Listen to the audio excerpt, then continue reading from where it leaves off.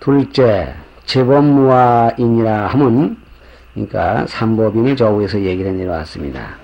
삼법인 가운데에서 제법무화인 두 번째죠. 한 것은 고정불변하여 중심이 되는 실체가 없다는 것이니 그랬습니다. 제법은 모든 법이죠.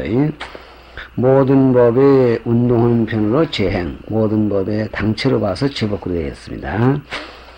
이러한 이 모든 법은 그 자체로 봐서 실체가 없고 모든 법의 움직임으로 봐서 무상하다 이렇게 되겠습니다. 없다는 것이니 제행과 제법은 같은 의미로서 온갖 제법이 무상하다는 것은 제법에 대한 시간적 관찰에서 내려진 판단이다. 제법이 시간적으로 무상한 것이라면 그것은 동시에 공간적으로 무아, 그 자체가 없는 것이 된다 그랬습니다. 그래서 제행무상을 시간적 관찰, 제법무아를 공간적 관찰, 대단히 좋은 설명이 되겠습니다. 이렇게 해서 모든 법이라는 동일한 그런 이 자체를 놓고 설명할 때 무상과 무아가 동시에 설명이 되는 것입니다. 그 예를 들면 인생은 무엇으로 구성되었는가? 그것은 여러 가지 요소에 따라 이루어진 것이니 분리에서는 이것을 색, 수, 상, 행식의 오온으로 구성되었다 한다. 사람은 뭘로 이루어지느냐? 인생은 뭘로 이루어지느냐? 색, 수, 상, 행식. 그래서 우리가 반야심경에도 온 개공을 해서 온이라는 말이 거기 나옵니다. 온은 이 다사오자 사이론자입니다. 다섯 가지가 말하면 다섯 가지 보리자루, 그러니까 보리자루를 다섯 개를 졸망졸망 만들어 가지고 그 다섯 개의 보리자루를 올망졸망 쌓아 올린 자리에다가 나라는 그런 그 개념을 붙였다. 이제 그런 말입니다. 그 다섯 가지 보리자루가 뭐냐? 색이라는 자루, 수라는 보리자루, 행식 이렇게 다섯 가지입니다. 그래서 다사오 사이론 다섯 가지가 쌓였다고. 이걸 오옴 그리기도 하죠. 다섯 가지가 들어서 자기의 참모습을 보지 못하도록 그림자 짓고 있다, 그늘 짓고 있다. 그런다고 해서 오옴 그리기도 합니다. 87페이지 끝에 줄에 색은 물질을 말하는 것이니 몸뚱이죠. 넘어갑니다. 다시 지수화풍의 4대로 나누어진다. 색 그릴 때는 지수화풍 4가지를 통칭한 말입니다. 색은 우리가 글자로 보면 비색자인데 여기서 색은 물질을 말한다 그랬습니다. 이 얘기는 이 맞는 얘기인지 모르겠지만은 물질을 왜 비색자로 표현했을까? 물질을 쪼개고 또 쪼개고 또 쪼개면은 궁극적으로 빛깔만 남고 그 먼지만 남고 먼지를 더 쪼개면은 이제 빛깔만 된다는 얘기죠. 빛깔만 남고 이 빛깔이 더 한층 쪼개지면 허공이 된다는 얘기예요. 그래서 그게 지금 썩 이해하기 어려운 얘기인데 내가 이제 라디오를 듣다 보니까 그 라디오에서 그런 얘기를 해요. 왜 물이 많이 모이면은 퍼렇게 보입니까? 그래서 누가 질문을 했어. 그러니까 그 대답하는 박사님이 하는 말이 우리가 볼 때는 모르지만 그 물 속에는 이 플랑크톤이라는 게 있는데 그것이 참 이 물질로서 아주 극히 미세한 물질이어서 우리 눈에 보이진 않는다. 근데 그 여러 개가 쌓이고 하다 보면은 최소한도 우리 눈에 볼 수 있는 것은 색깔로 나타난다. 그 색깔이 플랑크톤의 색소가 퍼렇기 때문에 그것이 많으면 파랗게 보인다. 그래서 그런지 바닷물 같은데 깊으면 깊을수록 물이 새파랗게 보이고 합니다. 따라서 그 물고기가 그저 아무것도 괜히 물을 마셨다 뽑았다 마셨다 뽑았다 하는 것 같은데 그게 알고 보면은 그 물 속에 있는 플랑크톤을 먹기 위해서 물을 이렇게 빨아들였다가 쑥 빼면은 그 플랑크톤이 지느러미에 걸려가지고 그것이 자기들의 영양이 된다는 얘기입니다.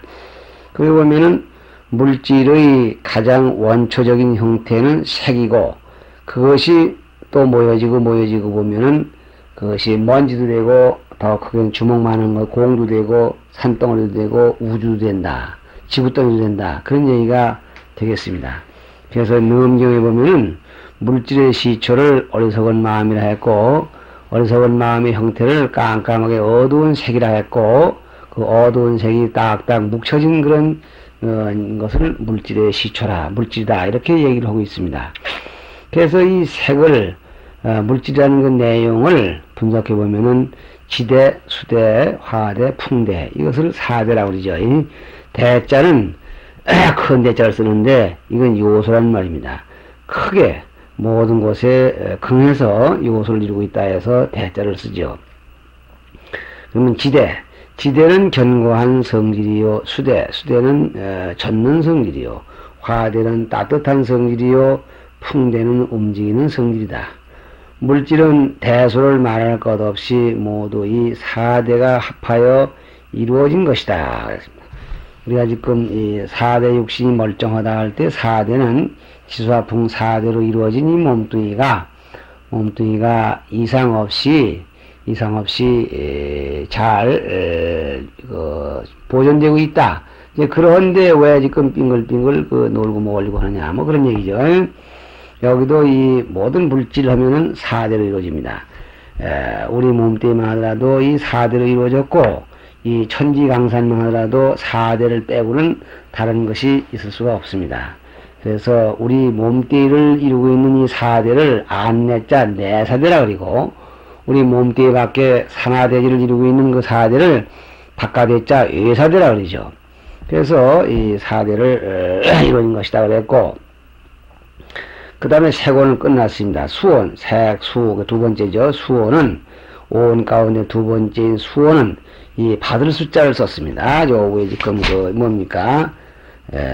요 지금 색, 수, 상, 행식, 그래서 87페이지 끝에서 둘째 줄 맨 끝부분에 수가 있는데, 요 숫자는, 받을 숫자가 지금 이, 음의 원자입니다. 받을 숫자. 받아들여진다, 돈을 받는, 영수한다, 인수한다, 받아들여진다는 얘기입니다. 이렇게 물건을 받아들이냐 하면은, 받아들이기만, 하면은, 또 이 받을 숫자는 또, 나이가 어려서 감수성이 예민하다, 뭐 이런 얘기도 씁니다. 뭐 이 감수성이 둔하다, 뭐 이런 얘기도 합니다. 그래서 이 수어는, 이럴 때는 이 두 번째 감수성이라 하는 건 느낌으로 쓰지요. 그래서 수어는 바늘이나 칼에 찔리면 아프고 비단에 닿으면 부드러운 느낌이다. 그러니까 이 감수성이라는 말은 그 느낌이 예민하다, 뭐 그런 뜻 아니겠어요? 그래서 이 받을 숫자는 모든 예계의 사물을 느끼는 그 첫 감각입니다. 즉 받아들이는 첫 감각이기 때문에 우리가 흔히 말할 때 이걸 느낀 것이죠. 그 다음에 색, 수상, 상온, 상자는 이 생각상자, 서로 쌍자 밑에 마음 심은 자죠. 상온은 예계의 사물을 마음에 받아들이고, 이건 수온이 하는 부분인데 거기에 대하여 생각하는 작용입니다. 가령 바늘에 찔렸다, 딱, 그 소리가 났죠. 아, 이게 뭔가, 이렇게 되는 거죠. 아, 바늘이구나. 아, 이게 뭔가, 뭐 아카시아 가시로구나. 아, 이게 뭔가 뱀이로구나. 뱀이 물리는구나. 이렇게 해서 이 느낌에 대해서 다시 한번 무엇인가를 관찰하는 생각. 그래서 이 우리가 역경을, 동국 역경에서 수온을 느낌 그리고 상온을 생각, 이렇게 이제 규정을 했었습니다. 그 다음에 이 세 번째로 색, 수, 상, 행운이죠. 행자는 요거는 단일 행자를 썼습니다. 요 앞에 재행무상 할 때의 이 행과 같은 글자죠. 이 재행할 때 행. 요 행자는 지어감, 변천해 간다 그런 얘기죠. 이건 뭐냐, 느끼고 생각하는 작용이 시간을 따라 변천하는 것이 옳습니다.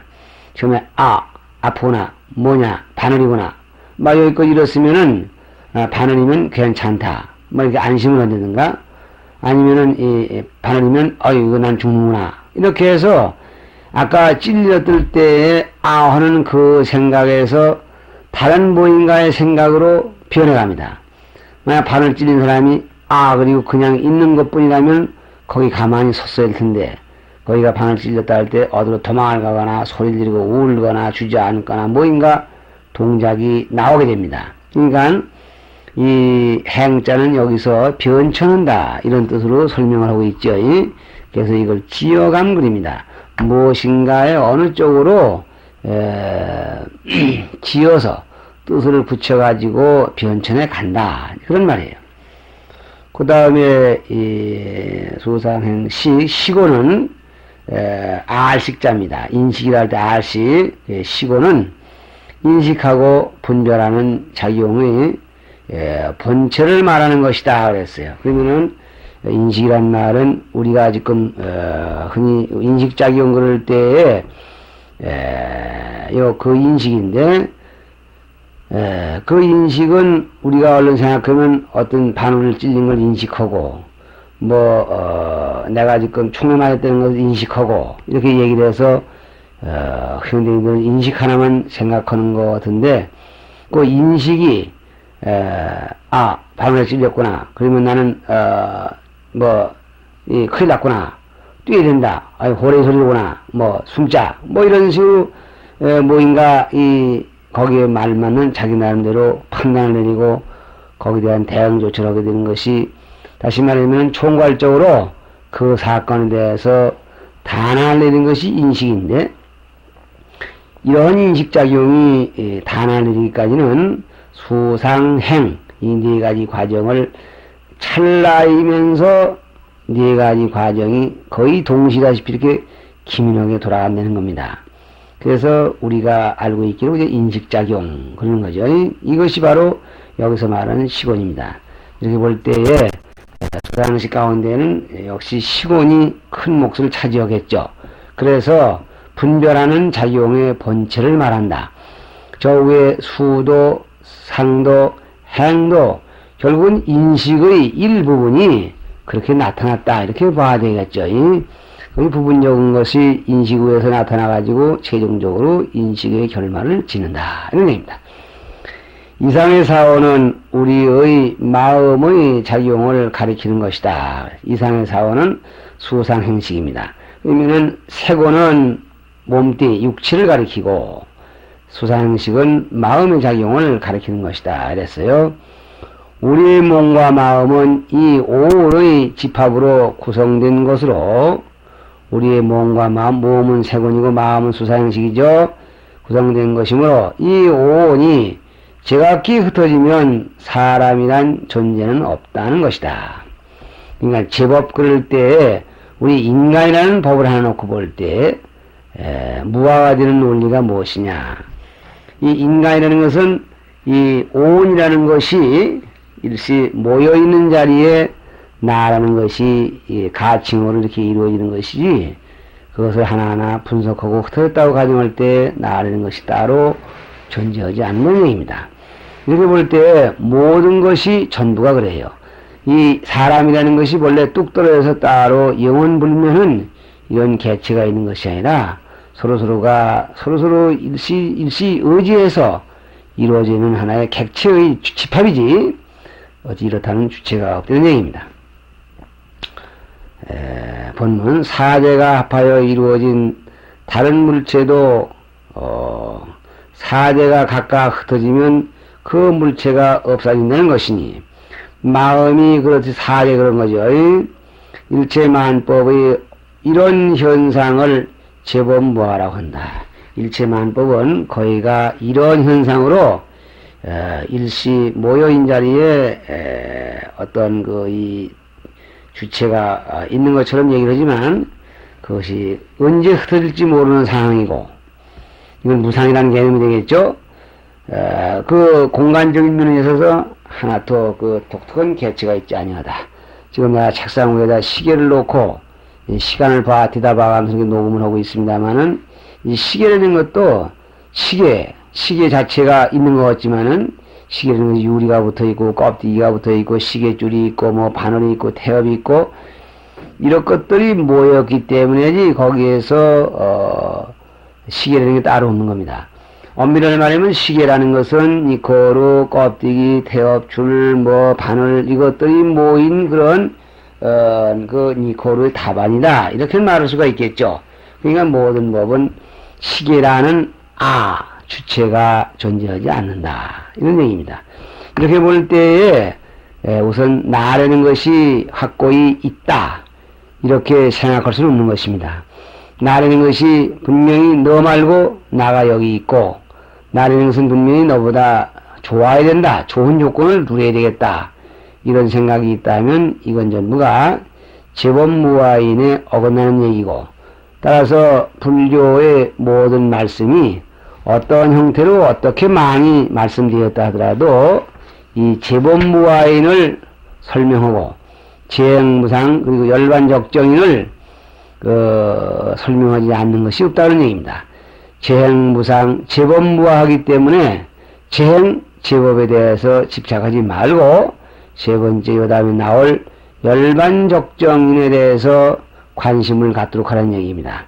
눈앞에 있는 사소한 것에 집착되거나 여기 내 몸뚱이가 지수화풍과 수사형식 일시 모여서 임시 존재하는 이런 여관집 나그네 같은 존재인데 여기에 영원불변하는 존재라는 착각을 붙여가지고 그로 인해서 온갖 망상을 부리지 말아야 한다는 것이 주된 얘기가 되는 것입니다.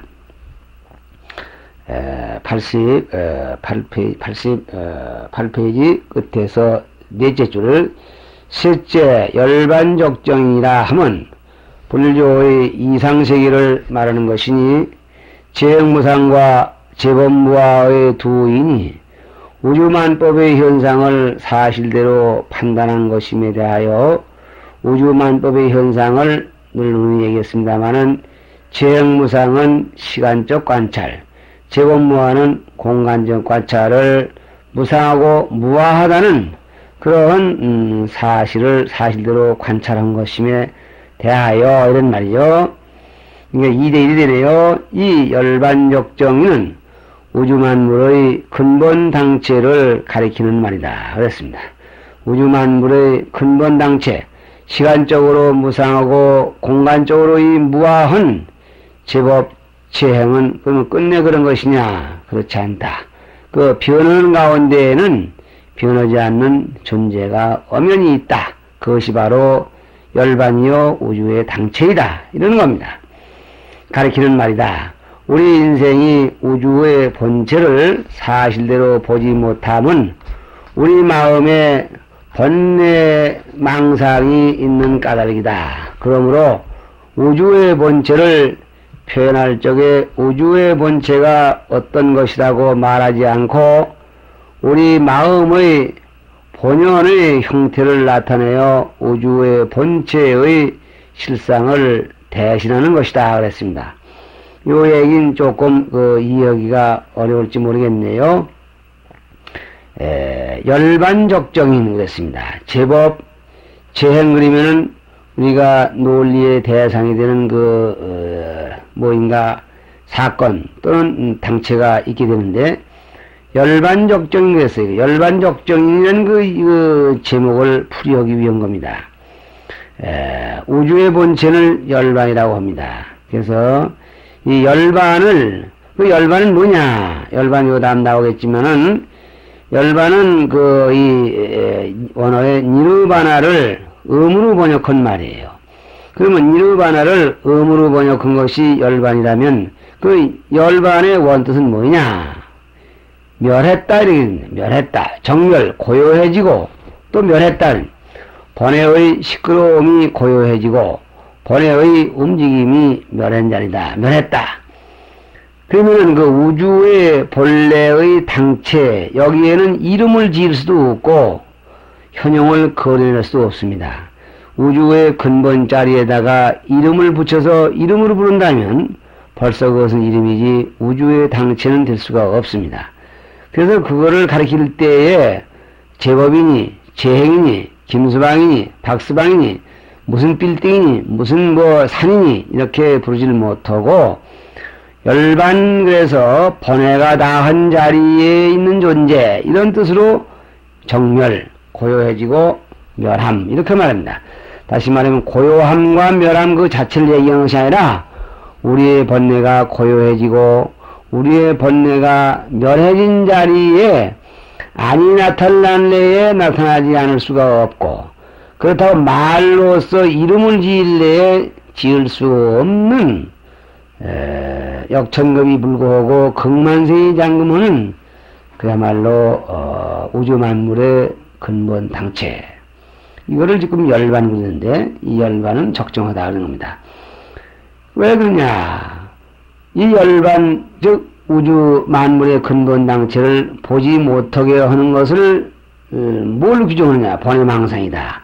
그래서 번외망상이 없어지기만 하면은 자동적으로 이걸 볼 수 있는 것이기 때문에 그 자체에다가 이름을 짓지 못하고 번외망상이 멸해진 자리, 번외망상이 고요진 자리에 나타나는 본체다. 이런 뜻으로 열반을 했습니다. 89페이지 첫째 줄 우리 마음의 본연의 형태를 나타내어 우주 본체의 실상을 나타낸 실상을 대신하는 것이다. 그래서 우주 본체의 실상인 즉 열반 즉 번뇌가 멸한 자리에 나타나는 그 무엇 그것을 이름 질 수도 없고 현형 질 수도 없는 자리에 이 열반이라는 말을 가지고 그 자리를 부르는 이름으로 대신하는 것이다. 그런 얘기입니다. 거기는 뭐라고 이름을 질 수가 없죠. 그래서 그렇게 대신하는 것이다. 그랬습니다. 그래서 이 자리를 선사들은 일물이다. 어떤 한 물건이다. 이렇게도 얘기를 한 데가 있습니다.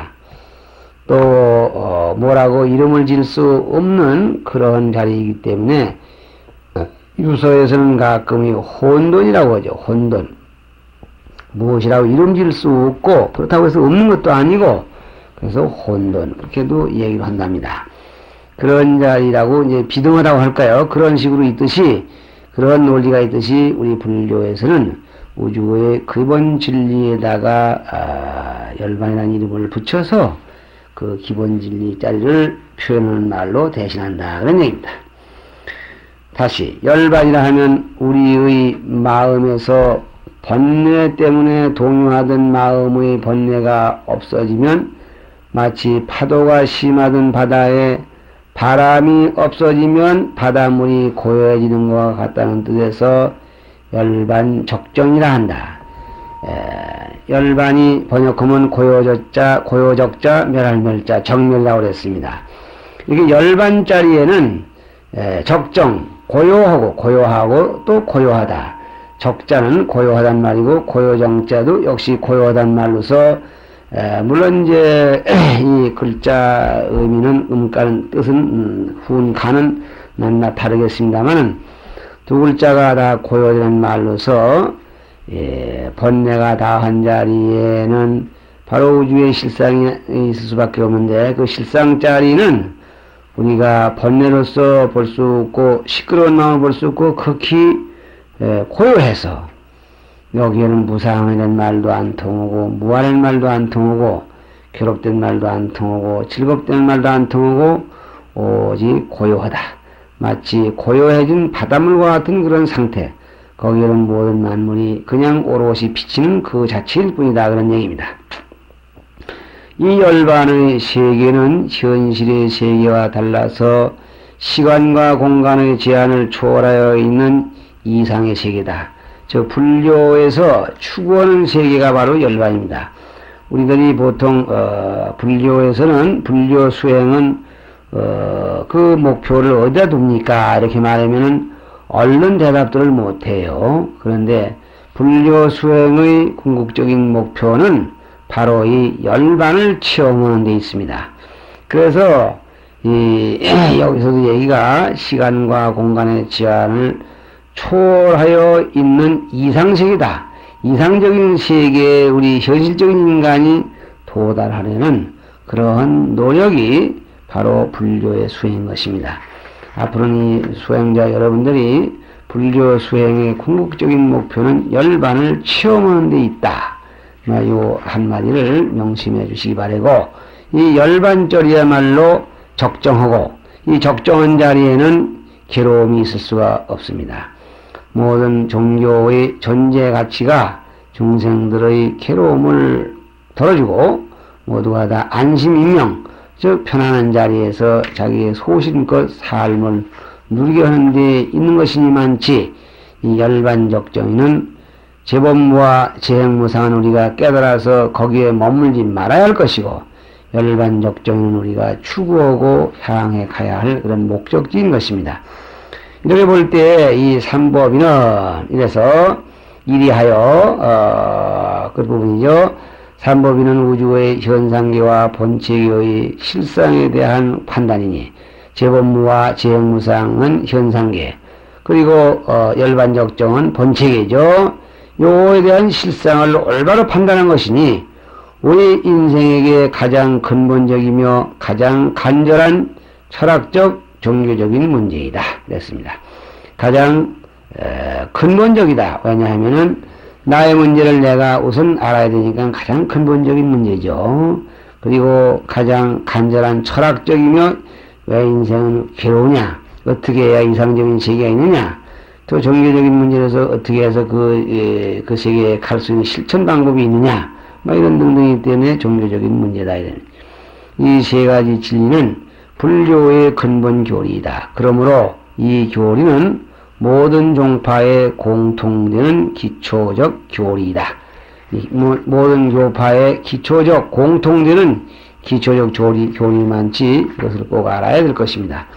이 부분은 우리가 미안하게도 삼화표월지에서 언급하지 못했던 부분입니다.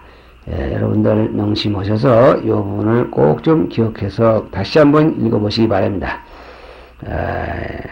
여기서 이 시간 잠깐 끝이고 여러분들의 좀 쉬는 시간으로 해드리겠습니다.